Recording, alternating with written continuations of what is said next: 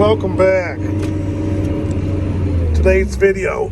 We had a wild day at work today, and I'll get that video up later.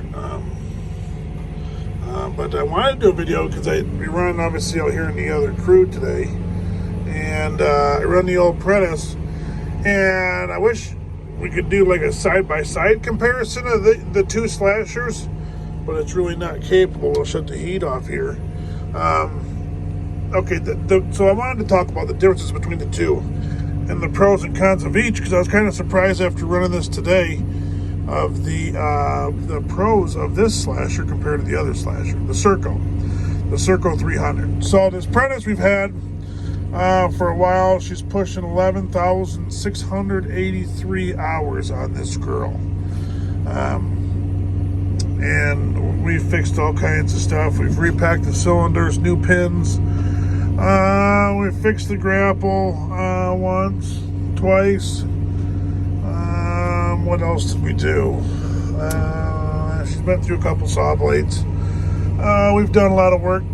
The one problem area is the cradle right there. I'll show you this here. Watch this. See how it's just...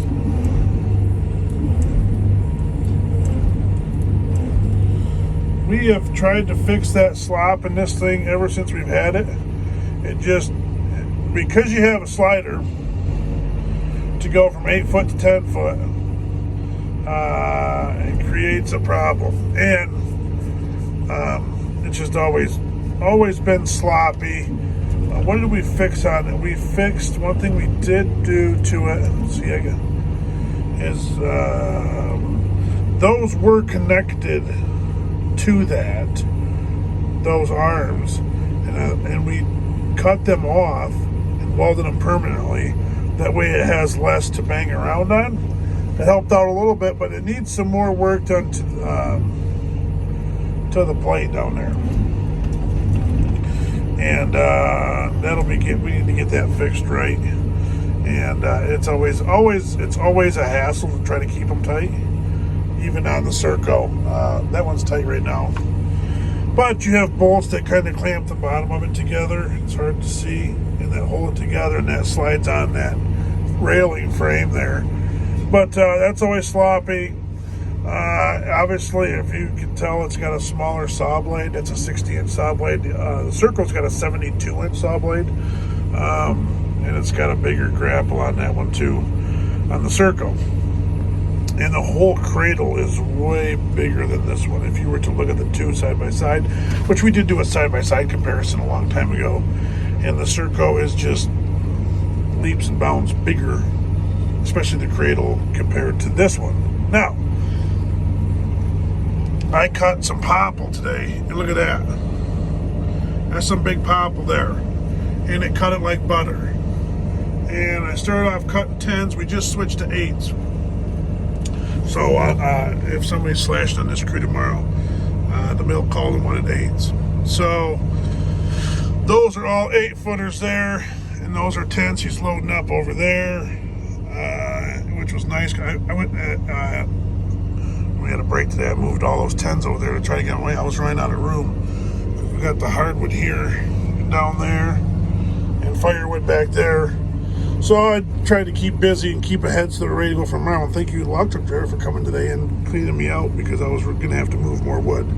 Problem with moving wood, this thing, it doesn't drive as nice as the other one, and it doesn't steer good, and just doesn't do as good. Now, once again, we can get some stuff fixed.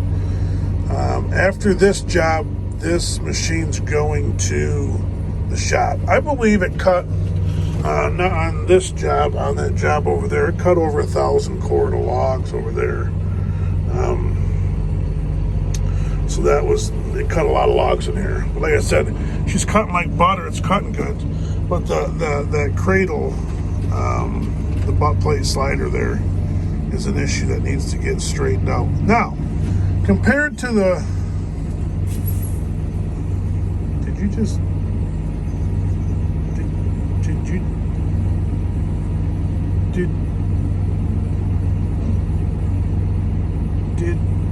Did you just see that?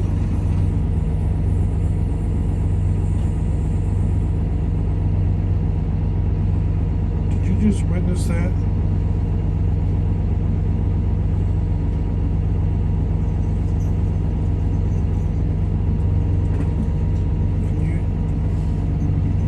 Can you see my tire going flat? Can you see it? Wow. Okay. Anywho, where were we at? My mind's a little bit boggled. So the one thing that's nice compared to this one, compared to the Serco, is the loader is faster. It moves faster, spins faster. This whole thing's faster. The saw actually is faster. The cradle's smaller. I never knew that this was that much slower, or the other one was that much slower.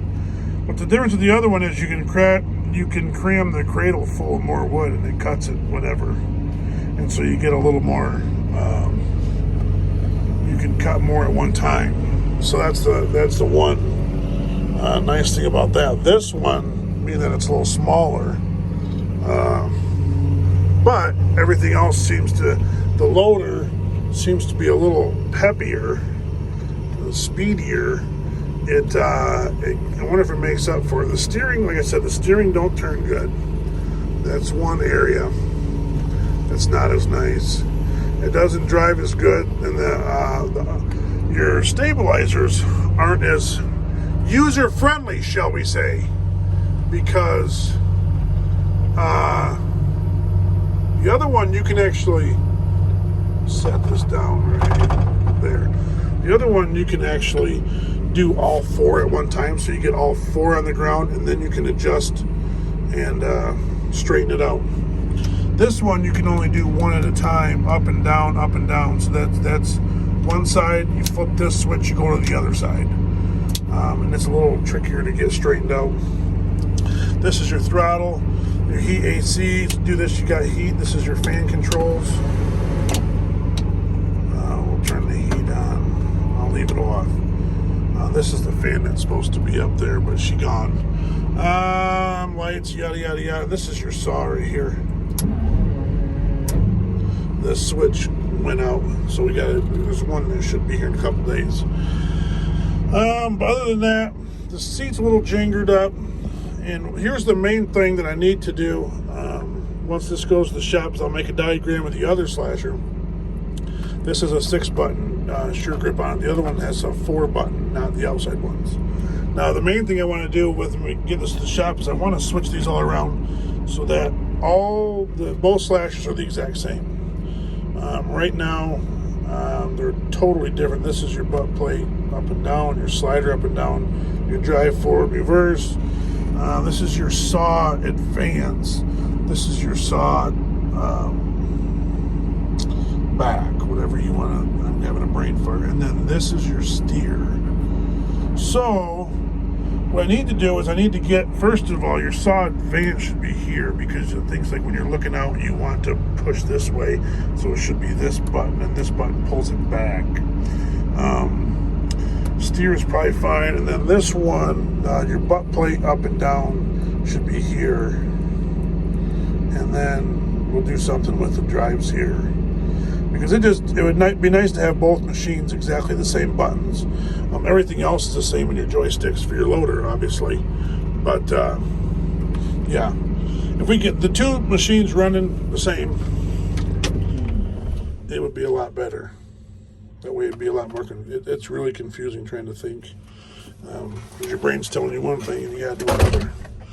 But it needs a little bit of fixing up. We'll get that done. And I think it actually runs really nice. Surprise. 11,000 hours on her. She's tight and works decent. Better than decent, I'd say. I haven't run this in a long time, so today was the first time in a while. We had plenty of breakdowns in the chipper today. It was an ugly, not fun day. So, he's loaded up and out of here. As I always say, like I said, it needs a little bit of love. Get down here. The radio likes to stay on for some reason. wake up with dead batteries isn't fun. So, yeah. Nice pile of firewood there.